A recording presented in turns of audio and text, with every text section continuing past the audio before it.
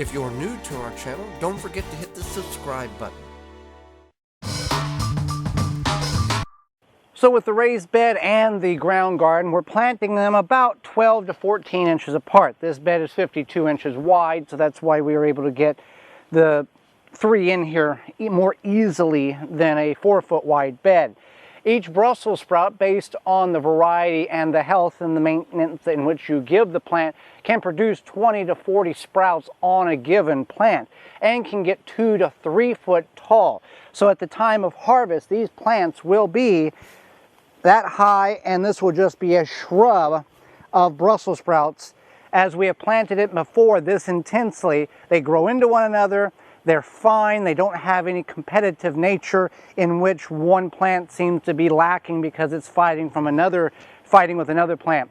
We are in partial shade here. Brussels sprouts are one of those plants in which can handle partial shade, meaning about 6 hours minimum sunlight. Preferably all vegetables would like a full 8 hours of sunlight or beyond, but Brussels sprouts are one of those brassicas. It's a brassica member family, and it can handle it just fine. So very similar to the planting. These are much larger as we got them from a different garden center.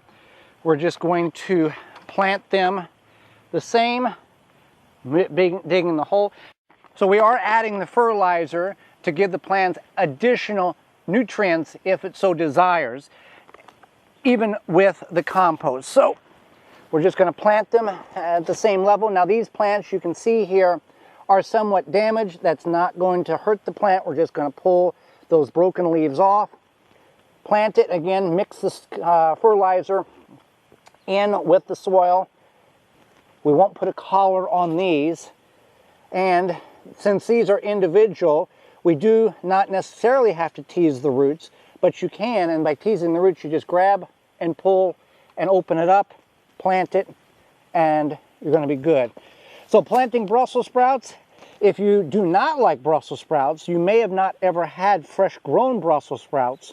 You may have just got those in the store, and of course those aren't very good because they've been harvested a long time before you purchased them, and they can't have not the most wonderful taste. So encourage you to grow a couple of Brussels sprouts. At this point you need to purchase them from your garden center, but you can get them in individuals like we have here, or you can get them in 6-packs. Welcome to the Wisconsin Vegetable Gardener. I'm Joey Baird. It's late fall, early November, time to harvest our Brussels sprouts. Now, we did not have good success starting Brussels sprouts from seed as we have done in past years. So what we have done, or did, was went to our local independent garden center and picked up a couple of 6-packs of Brussels sprouts. Now, I'm not sure what variety these are because the label just says heirloom Brussels sprouts, which is fine. Typically, we grow like a Long Island Brussels sprout that can get 3.5, even 4 foot tall. Just didn't work out. We had bad seeds, time to get new seeds. We learned our lesson. So what is occurred here is we've got this in our raised bed, door raised bed, custom-made door raised bed. And normally we would come in about 30 days before we'd harvest, 30, 45 days, and we would cut the top off to prevent vertical growth. When we planted and grew the Long Island Brussels sprouts, we had to do that because the plant just kept going. These were very compacted varieties. Don't know again what they are. In addition, this bed was not hydrated with any type of irrigation except for the tree diaper. It's a revolutionary method of hydrating, of hydration. They've got hydrating pellets in there. I call them pellets. I don't think that's exactly the terminology to be used there. But this hydrates when it rains or you water, and releases according to the soil's necessity over a 30-day period.